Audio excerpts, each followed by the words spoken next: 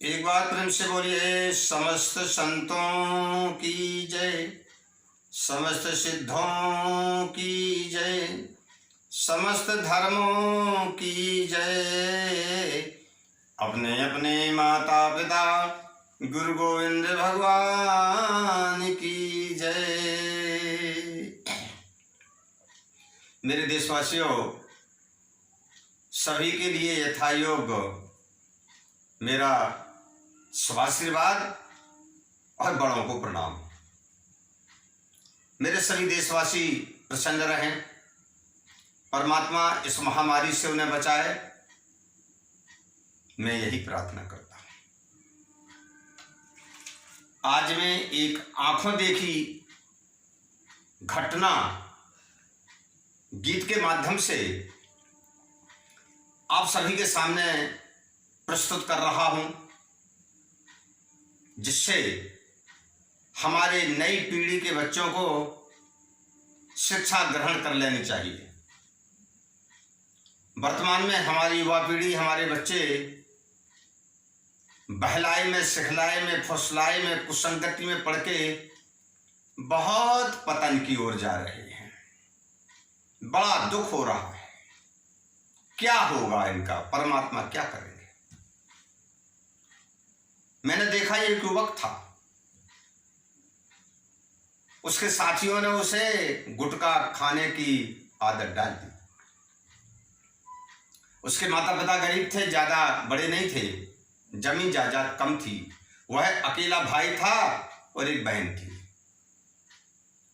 उसे सब समझाते थे गुटखा मत खाओ, परंतु उसके साथी है पता क्या बोलते थे, अरे यार तुम भी सड़े गले विचार वाले इन बूढ़ों की बात मानते हो। परमात्मा ने शरीर दिया है, ऐश करो, मस्ती मनाओ, खाओ पियो, संसार इसी के लिए है। देखो, व्यक्ति का मन कुसंग भरी बातों में जल्दी फंस जाता है। उसने अपने माता पिता की बात नहीं मानी। गुटखा खाने की तो बात छोड़ दो, और रात्रि में सोते समय गुटखा बना करके अपने मुंह में दबा करके सोने लगा। समय बीत गया, उसने अंदर छाला बना दिया। वो छाला का व्रण, जिसको हम फोड़ा कहते हैं, वो बाहर तक दिखने लगा। उसे दर्द होने लगा। माता पिता अस्पताल लेकर के गए, दिखवाया तो उसे कैंसर निकला। अब क्या था, माता पिता तो अपने पुत्रों के लिए कुछ भी करने को तैयार होते हैं। जितना बच सका उनको उन्होंने अपनी जमीन बेच बाच करके दवाई करवाई। अंत में क्या हुआ, वह लड़का एक दिन रात्रि में घर से भाग गया। लोगों ने खोजा तो रोड के बाजू में एक नाला बह रहा था, उधर वो मरा हुआ पड़ा था, लावारिस। कुत्ते, गीध, कौवे, चीलें उसे नोच नोच करके खा रही थी। ये हालत हुई। संस्कार किया। उसकी बहन का विवाह गांव वालों ने मिलकर के किया, जिसमें हम भी सम्मिलित थे। माता पिता के पास बेचारे घर है, बूढ़े हैं, वृद्धा पेंशन मिलती है और भीख मांग करके खाते हैं। समस्त युवकों से मेरा यही कहना है कि बेटे, कुसंग को छोड़ो, अपने जीवन के साथ साथ अपने परिवार को देखो। और ऐसी मौत मरना शर्मनाक मौत कहलाती है। आज के संदेश में यही है।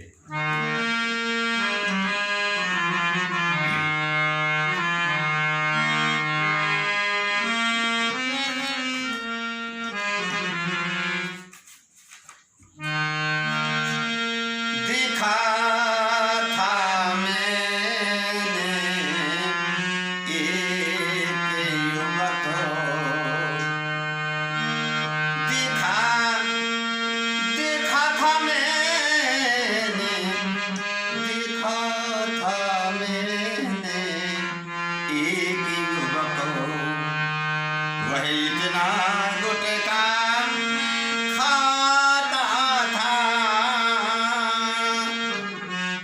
कि अपने मोह में दबा करके निश्चिंत होकर सो जाता था।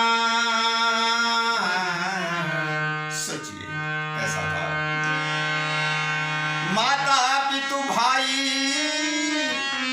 रोकते थे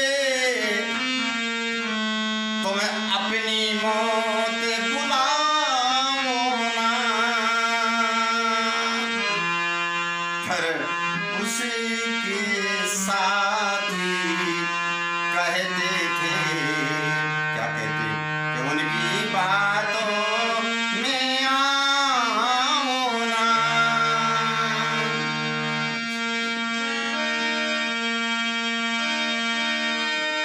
क्या कहते थे?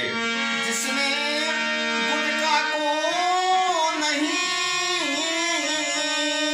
खाया उसका जीवन बेकार है। खाने पीने और मस्ती के लिए भगवान ने रचा संसार है। ऐसी शिक्षा देते थे। वह उनकी बात मानता था और घर वालों से लड़ता था। करता था नहीं कमाई कुछ, कोई कमाई नहीं करता था। करता था नहीं कमाई कुछ और गुटके को पैसा मांगता था। यदि पैसा ना मिले तो जो घर पैसे नहीं मिलते थे, जो घर पैसे नहीं मिलते थे तो चोरी करके लाता था। वह अपने मुंह में गुटखा दबा के निश्चिंत होके सो जाता था। अपने मुंह में गुटखा दबा निश्चिंत होकर सो जाता था।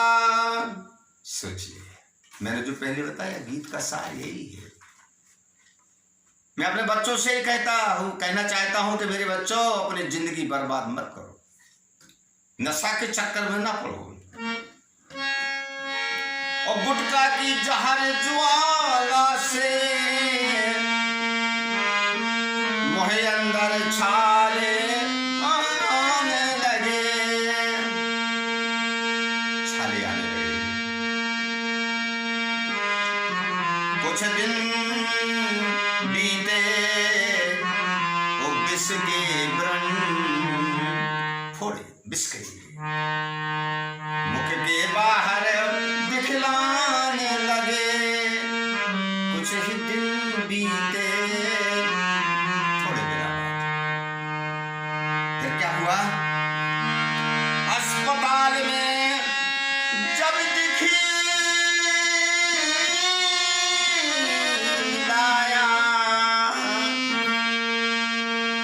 अस्पताल में जब दिखलाया वो डॉक्टर ने चेकअप करवाया तो क्या हुआ? कैंसर की बीमारी बन गई।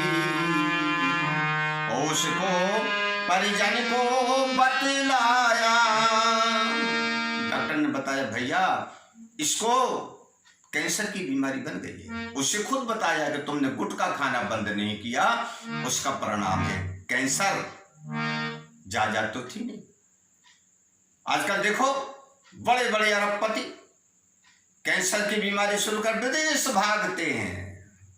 पैसा है ना उनके पास, भगवान को तो मानते नहीं है। कुछ समय के लिए ठीक होकर के आ जाते हैं और तत्काल मर जाते हैं। अरे वो कैंसर है, कैंसर कर दिया जिसको भगवान ने, तुम क्या बच पाओगे? ऐसे कर्म करो, अच्छी वाणी बोलो, अच्छी आदत डालो, अच्छा भोजन करो।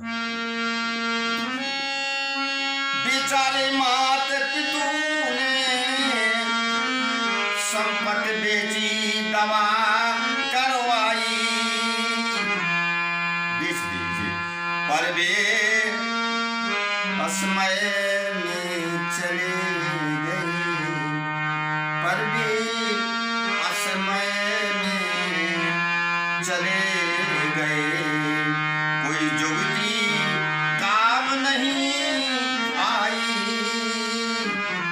क्या जुगती काम आएगी? इसलिए मैंने बताया, रोड के बाजू के नाले में उसकी लाश मिली, कुत्ते नोच रहे थे। मेरे किशोरों, ऐसा मत करो। परमात्मा ने जीवन दिया है, सम्मानित जियो। यदि मृत्यु भी आए तो सम्मानित मृत्यु होनी चाहिए। इसलिए मैं कहता सभी किशोरों से, मैं कहता सभी किशोरों से, ज्यादा गुटखा को मत खाओ। आजकल तो हमारे बच्चे इतना गुटखा खा रहे हैं कि जहां देखो उधर गुटखा का थूक ही थूक मिलता है। मेरी प्रार्थना है बेटे, मैं कहता सभी किशोरों से, ज्यादा गुटखा को मत खाओ। ईश्वर ने तन अनमोल दिया, भगवान ने तन अनमोल दिया, उस अल्लाह ने तन अनमोल दिया, यीशु ने तन अनमोल दिया। इसको बिठाना झुलसाओ। ऐसा अमूल्य शरीर मिला, इसे व्यर्थ में बर्बाद ना करो बेटे। ज्ञानी तुझे असमय काल आता, समय की मृत्यु अच्छी लगती है, यदि असमय में मौत आए, असमय में काल आए तो नहीं आता। फिर क्यों मरते हैं? मेरा कथन है, क्यों मरते हैं लोग? असमय में काल आता, असमय में काल जब आता है, असमय में काल जब आता है, जो उसको स्वयं बुलाता है। अरे तुम इस प्रकार से कर्म करोगे तो मरोगे। बताओ, जो जार पिएगा मरेगा, और प्रेत बन के भटकोगे फिर इसी संसार में। असमय में काल क्यों आता है? आता है जो उसको बुलाता है, वो अपने मुंह में गुटखा को दबा निश्चित होकर सो जाता था। मेरी यही प्रार्थना बार बार है अपने बच्चों से, भारत की सपूतों, अपनी मर्यादा को समझो, मत खाओ। देखा था मैंने एक युवक, देखा था मैं एक युवक, वह इतना गुटखा खाता था कि मुंह में दबा करके निश्चिंत होकर सो जाता था। मुख में गुटखा दबा करके निश्चिंत होकर सो जाता था। आज के इस गीत के माध्यम से मेरा सभी बच्चों से यही संदेश है कि दुर्गुणों को छोड़ करके अपनी संस्कृति में आ जाइए, पाश्चात्य असभ्यता को मत अपनाइए। वैसे तो असभ्यता का इतना प्रभाव पड़ रहा है कि सबके शरीर दुबले पतले हो गए, असमय में बाल सफेद हो गए, आंखों पे चश्मा लगने लगा।